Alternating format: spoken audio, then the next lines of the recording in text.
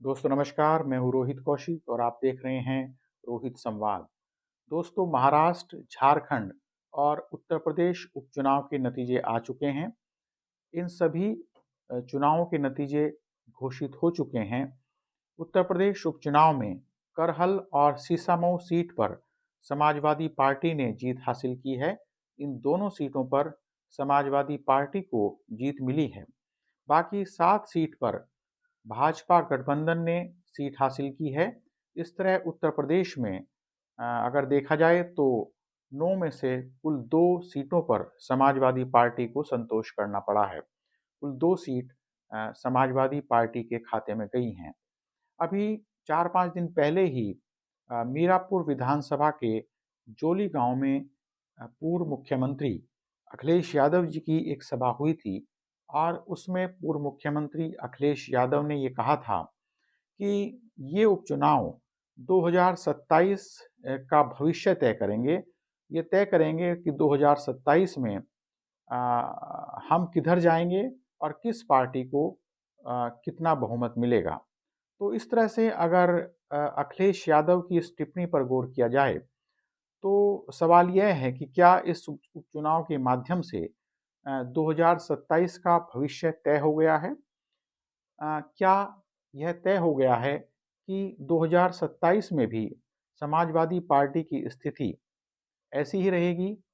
मुझे लगता है कि ये कहना अभी बहुत जल्दबाजी होगी। भविष्य में हमें यह भी देखना होगा कि समाजवादी पार्टी भाजपा की जो रणनीति है, उससे कैसे मुकाबला करेगी।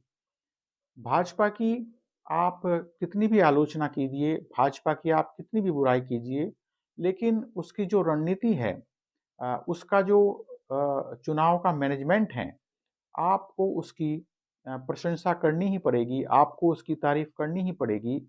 और हो सकता है कि कुछ लोगों को प्रशंसा शब्द से दिक्कत हो सकता है कुछ लोगों को ये लगता हो कि इस रूप में भाजपा की प्रशंसा की जा रही है। लेकिन मुझे लगता है कि भाजपा जिस तरह से रणनीति बनाती है, जिस तरह से चुनाव का मैनेजमेंट करती है, तो उसके लिए उसकी तारीफ़ करनी ही होगी।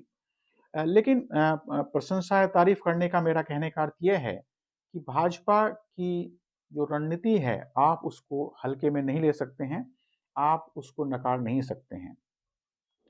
तो यानी भाजपा की रणनीति के आगे जो विपक्ष की रणनीति है, वो किसी न किसी रूप से वो फ़ेल हो जाती है और हमने पहले भी देखा है, कई बार देखा है कि विपक्ष बड़ी-बड़ी बातें करता है, लेकिन जब भाजपा अपनी रणनीति बनाती है, तो उसके आगे जो विपक्ष की रणनीति है, वो फ़ेल हो जाती है।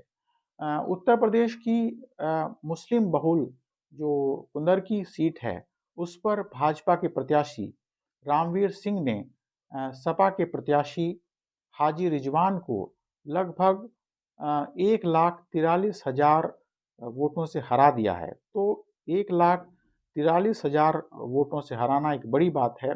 ये एक बहुत बड़ा अंतर है, विधानसभा में निश्चित रूप से बड़ा अंतर है। और 3 बार से सपा के जो प्रत्याशी थे वहाँ पर हाजी रिजवान, वो अपनी ज़मानत तक इस चुनाव में नहीं बचा पाए हैं। तो ये एक बड़ी बात है। सपा के जो प्रत्याशी हैं हाजी रिजवान, उन्होंने कहा था कि सपा का पट्टा कुत्ते के गले में भी डाल दिया जाएगा, तो कुत्ता भी यहाँ से जीत जाएगा। तो मुझे लगता है कि जो उम्मीदवार खड़े होते हैं चुनाव में, उन्हें भाषा की गरिमा का भी ध्यान रखना चाहिए। लेकिन इस दौर में ऐसी बहुत सी घटनाएँ हमें मिल रही हैं कि जो उम्मीदवार हैं, जो राजनेता हैं, वो भाषा की गरिमा का ध्यान नहीं रखते हैं। तो उस उनके हो सकता है कि इस चुनाव में उन्होंने जो टिप्पणी की है, उन्होंने जो इस तरह की टिप्पणी की है, उसका भी कहीं न कहीं प्रभाव पड़ा हो और कहा तो ये भी जा रहा है कि काफ़ी संख्या में कुंदर की सीट पर मुसलमानों ने अ, भाजपा को वोट दिया है। एक बहुत महत्वपूर्ण सीट उत्तर प्रदेश में मीरापुर सीट मानी जा रही थी, बहुत हॉट सीट मानी जा रही थी और मीरापुर सीट पर जो मिथिलेश पाल हैं, उनको 83,852 मत मिले हैं और समाजवादी पार्टी की प्रत्याशी सुम्बुल राणा को 53,426 वोट मिले हैं। आज़ाद समाज पार्टी की उम्मीदवार जाहिद हुसैन को 22,400 वोट मिले हैं, यानी कि ये अच्छा खासा मत है आज़ाद समाज पार्टी के लिए। और जो ओवैसी की पार्टी है, उस पार्टी से वहाँ पर मीरापुर में अरशद राणा खड़े हुए थे, उनको 18,000 के आसपास, 18,800 के आसपास वोट मिले हैं। तो ये भी ओवैसी के लिए एक बड़ी सुखद बात है कि यहाँ से उन्हें 18,800 वोट मिले हैं। तो इस तरह से अगर देखा जाए मीरापुर सीट पर मिथिलेश पाल ने सुम्बुल राणा को लगभग 30,426 वोटों से हरा दिया है। तो एक बड़ा अंतर है मीरापुर सीट पर मिथिलेश पाल ने विजय प्राप्त की है। और हमें देखना होगा कि जिस तरह से लोगों ने यहाँ पर आज़ाद समाज पार्टी को वोट दिया है, चंद्रशेखर आज़ाद को वोट दिया है, तो उससे भविष्य में क्या रणनीति होगी चंद्रशेखर आज़ाद की। चंद्रशेखर आज़ाद यहाँ जो दूसरे उम्मीदवार हैं उनके लिए भी काफ़ी दिक्कत पैदा कर सकते हैं। इसीलिए यहाँ पर बसपा का जो वोट है वो शिफ्ट हुआ है आज़ाद समाज पार्टी की तरफ। और आज़ाद समाज पार्टी को जो आज के युवा हैं, जो विशेषकर बहुजन समाज के युवा हैं, जो दलित समाज के युवा हैं, वो पसंद कर रहे हैं। और उनका कहना है कि जो आज़ाद समाज पार्टी के जो राजनेता हैं, आज़ाद समाज पार्टी के जो संस्थापक हैं चंद्रशेखर आज़ाद, वो उनके हकों की आवाज़ उठाते हैं, उन्हें विश्वास है। तो इसलिए ये बड़ा बहुत भारी संख्या में उन्हें मत मिला है यहाँ पर।